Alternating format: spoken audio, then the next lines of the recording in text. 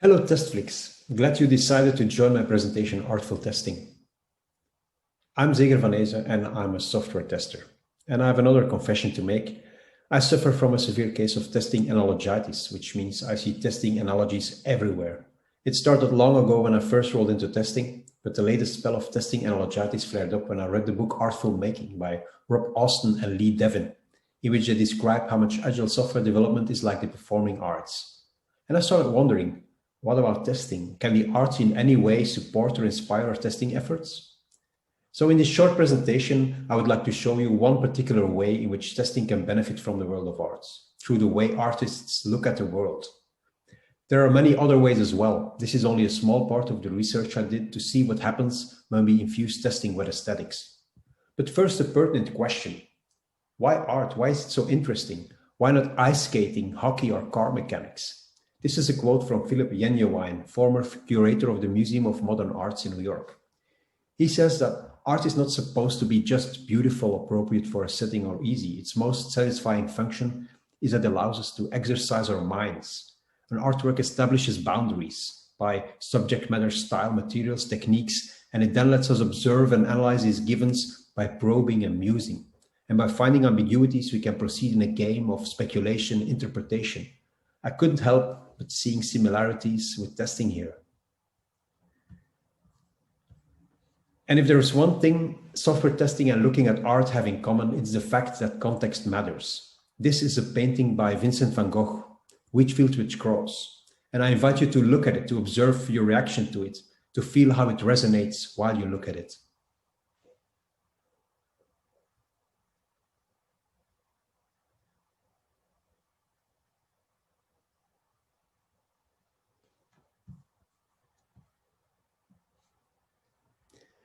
And observe what happens when we add some music to the mix.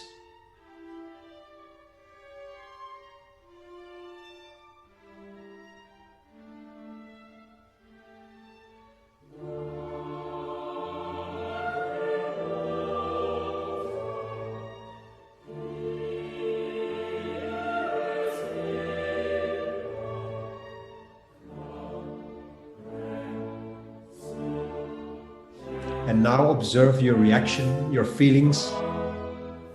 When I give you some additional context and say that this was the last painting Van Gogh created before committing suicide.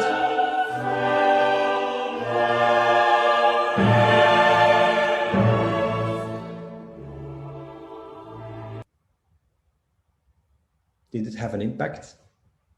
I bet it did.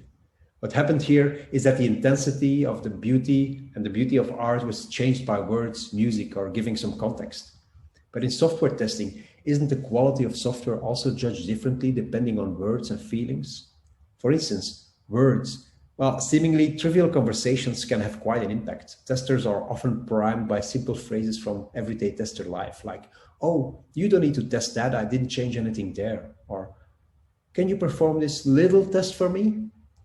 Or, "It won't take long to test, it was only 5 lines of code." Yeah, we know better than that. And feelings. Well, isn't quality perceived differently when experienced in different circumstances? For instance, when you're in a hurry, when you don't want to be bothered, when you're simply not in the mood. So remember, context does matter. And now to the main point of this presentation, the artistic eye. This quote of Claude Monet hits the spot. We all look at the same things, yet see something different. Artists see the same objects and scenes as other people, but they see them in a totally different way, and I think we can take advantage of that too. And artists literally look at things differently. These are the results of a study by Stine Voogtensvein Magnussen. They compared the eye movements of artists with those of non-artists. Actually, the control group was a group of psychologists, while they were looking at pictures. And do you have any idea which pictures, left or right, represent the artist's eye movements? It's the right one. They discovered that artists quite literally looked at the big picture, while non-artists only tend to look at recognizable objects. And that should come as no surprise, as artists look at the world differently. And different art movements looked at the world in vastly different ways. I think testers can get new ideas by emulating the way different artists look at the world. We can take different art movement views, for instance, when testing. You could call them also artist personas. I'll give you some examples here. We could learn from cubists. Instead of depicting objects from one viewpoint, cubists depicted their subject from a multitude of viewpoints, a bit like making a collage with photographs from different angles. In testing, we could look at the same feature from different angles. For instance, by using different coverage criteria or letting different types of users look at the same piece of software. It can even mean testing from a physically different angle. We could also take the surrealism view. Surrealism was about incorporating elements of surprise and unexpected juxtapositions. In testing, we could emulate this view by generating test ideas in unusual ways. For example, when we are running out of ideas, we could use priming words to get our creative juices flowing. This is an example from a testing tool called Session Tester that has a prime me button. And if you hit it, you get seemingly random sentences thrown at you, like, what do you see now that you didn't see before? And what would grandma do, for instance? That last sentence could trigger you to think about accessibility and how older people see your software. We could also learn from Dadaists. And Dadaists were anti-art, embracing chaos, embracing irrationality. They were opposite everything. Well, testers could go full Dadaists and decide to be anti-software, trying to break the software with any means possible. We could also take the realism view. Realists try to depict reality as closely as possible. In testing, this can be achieved by using realistic test scenarios with realistic test data under realistic loads. This is something that happens quite a lot, I guess. We could also learn from symbolists. Symbolism was a reaction to realism in favor of imagination and dreams. They wanted to communicate ideas through symbols with the ultimate goal to express the ideal. In testing, we could take the symbolist view by asking ourselves, without taking reality into account, what would make the best possible product? We could also take the abstract expressionism view. Abstract expressionists eliminated all recognizable imagery. They were treating the whole canvas with equal importance. In testing, we could achieve this by using defocusing test techniques. For instance, there are tools to do that.